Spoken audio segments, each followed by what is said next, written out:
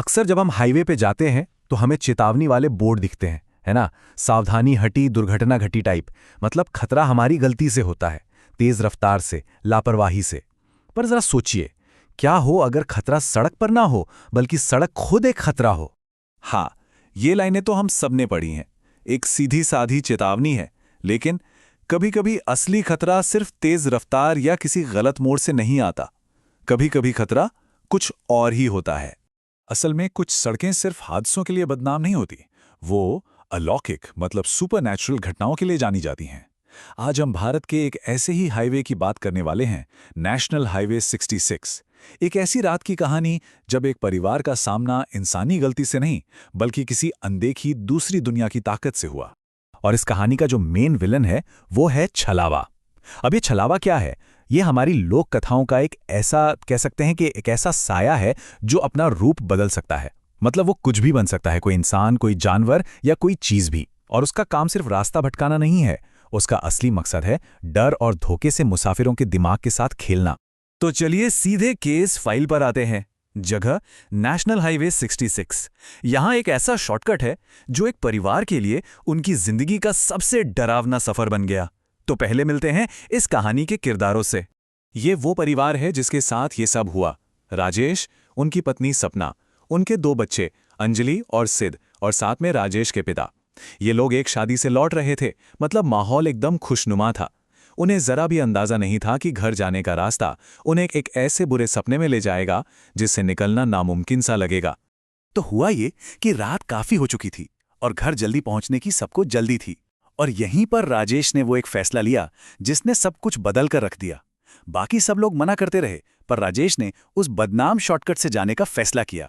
उसे लगा कि वो बस कुछ समय बचा रहा है, पर असल में वो अपने पूरे परिवार को एक ऐसे जाल में फंसा रहा था जहां से कोई वापसी नहीं थी।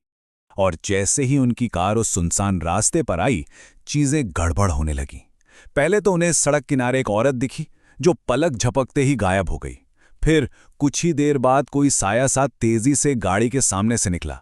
और हद तो तब हो गई जब एक आदमी बीच सड़क पर खड़ा होकर गुस्से में उनकी कार रोकने की कोशिश करने लगा। अब जो डर था वो हकीकत में बदल रहा था। उस आदमी का चेहरा देखते ही राजेश के पिता एकदम से चीख पड़े। ये सिर्फ डर नहीं था, ये एक एहसास था कि वो उस सड़क पर अकेले नहीं है। कोई या शायद कुछ उन पर नजर रखे हुए है, उनका शिकार कर रहा है। और ये तो बस शुरुआत थी। और फिर अचानक सब कुछ बंद हो गया। मतलब सब कुछ, कार का इंजन, हेडलाइट्स, यहां तक कि बच्चों के हाथ में जो वीडियो गेम थे वो भी बंद। एक झटके में वो लोग गहने अंधेरे और एक डरावनी खामोशी में कैद हो गए, एक अनजान सड़क के बीचों बीच, एकदम अकेले और बेबस। थोड़ी देर बाद जब कार किसी तरह स्टार्ट हुई तो उनका सामना एक ऐसी चीज से हुआ जो मतलब हो ही नहीं सकती। वो एक लूप में फंस चुके थे। वो जितनी भी दूर गाड़ी चलाते, चाहे किसी भी दिशा में जाते, वो घूम फिर कर बार बार एक ही मील के पत्थर पर वापस आ रहे थे। ऐसा लग रहा था जैसे समय और दूरी के सारे नियम यहां आकर खत्म हो गए हों। देखिए, उन्होंने माइलस्टोन 33 को पार किया। एक उम्मीद जगी कि चलो अब शायद हम आगे बढ़ रहे हैं, इस बुरे सपने से बाहर निकल रहे हैं। सड़क एकदम सीधी थी, कोई मोड़ भी नहीं था। लेकिन कुछ किलोमीटर गाड़ी चलाने के बाद हेडलाइट्स की रोशनी में जो अगला माइलस्टोन दिखा वो फिर से 33 था। अब ये कैसे मुमकिन है? वो घबरा गए। उन्होंने गाड़ी घुमाई, वापस जाने की कोशिश की, पर नतीजा वही। अगला माइलस्टोन फिर से 33। वो एक जाल में कैद हो चुके थे। ये छलावे का खेल था जो अब उनके दिमाग के साथ खेल रहा था। और ठीक उसी वक्त जब परिवार लगभग सारी उम्मीद खो चुका था, अंधेरे में से एक आदमी उनकी तरफ आता हुआ दिखाई दिया। उसने कहा कि वो एक मैकेनिक है और मदद कर सकता है। सवाल ये था कि क्या ये वाकई कोई मदद थी या फिर छलावे की कोई नई और भी ज्यादा खतरनाक चाल? अब परिवार के दिमाग में बस एक ही कश्मकश चल रही थी। क्या इस आदमी पर भरोसा किया जा सकता है? एक तरफ तो वो मदद के लिए आया था, शायद गाड़ी भी ठीक कर दे, पर दूसरी तरफ इस वीरान सड़क पर इतनी रात को वो अचानक आया कहां से? और सबसे अजीब बात, उसे छलावा के बारे में सब कुछ कैसे पता था? उस मैकेनिक ने उनके डर को और पक्का कर दिया। उसने बताया कि हाँ, ये छलावे का ही इलाका है, इसीलिए तो हाईवे की शुरुआत में नो एंट्री का बोर्ड लगा है। शाम के बाद यहां आने की कोई हिम्मत नहीं करता। उसने ये भी बताया कि छलावा किसी का भी रूप धर सकता है, और वो आदमी जो उनकी कार रोकने की कोशिश कर रहा था वो छलावा ही था। वो मैकेनिक उन्हें पास के एक ढाबे पर ले गया और बोला कि ये जगह सेफ है। लेकिन यहाँ कहानी ने एक और डरावना मोड़ लिया। बच्चों को, अंजलि और सिड को वो ढाबा एकदम रोशन, लोगों से भरा हुआ दिख रहा था, लेकिन राजेश और सपना को वही जगह एक टूटा फूटा वीरान खंडर नजर आ रही थी। अब सच क्या है और धोखा क्या, कुछ समझ नहीं आ रहा था। जैसे तैसे वो परिवार उस ढाबे से भागा और आगे जाकर उन्हें एक पुलिस इंस्पेक्टर मिल गया। उन्हें लगा कि चलो अब हम बच गए, लेकिन उन्होंने ऐसा सिर्फ सोचा था। उस रात का सबसे बड़ा, सबसे खौफनाक सच तो अभी सामने आना बाकी था।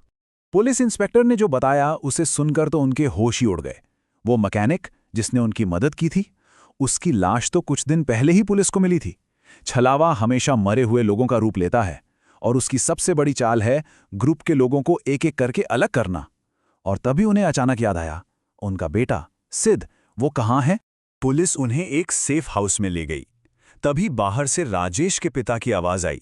वो दरवाजे पर गिड़गिड़ा रहे थे, मैं अकेला हूं बेटा, दरवाजा खोल दो। लेकिन अंदर मौजूद परिवार ये बात समझ चुका था कि बाहर जो भी है वो उनके पिता नहीं, बल्कि छलावा है, जो उन्हें बाहर बुलाने के लिए उनके पिता का रूप लेकर आया है। बाहर का खतरा अंदर आना चाहता था, और अंदर परिवार अपने बेटे सिड को कसकर पकड़े हुए था, उसे बचाने के लिए। पर उन्हें इस बात का जरा भी अंदाजा नहीं था कि असली खतरा दरवाजे के बाहर नहीं, बल्कि कमरे के अंदर उनके साथ ही मौजूद है। जिसे वो अपना बेटा समझकर बचा रहे थे, वो सिड था ही नहीं। असली छलावा पूरी रात उनके साथ उनकी कार में बैठा था, सिड बनकर। परिवार उस रात किसी तरह बच तो गया, लेकिन ये कहानी अपने पीछे कई सवाल छोड़ गई। जैसे वो मददगार पुलिस इंस्पेक्टर कौन था जो उन्हें बचाने के बाद फिर कभी किसी को नहीं मिला? क्या वो भी कोई? खैर, ये कुछ ऐसे सवाल हैं जिनका शायद कोई जवाब ही नहीं है। ये हमें उस अनदेखी दुनिया के बारे में सोचने पर मजबूर करते हैं, जिसे हम शायद कभी समझ ही नहीं पाएंगे। और यही सबसे बड़ा सवाल है। नेशनल हाईवे 66 का वो शॉर्टकट आज भी एक अनसुलझी पहेली क्यों है? ये आज भी दुनिया के सबसे डरावनी सड़कों में से एक मानी जाती है। और ये कहानी हमें एक ही बात सिखाती है कि कुछ रास्ते सच में सफ़र करने के लिए नहीं बने होते।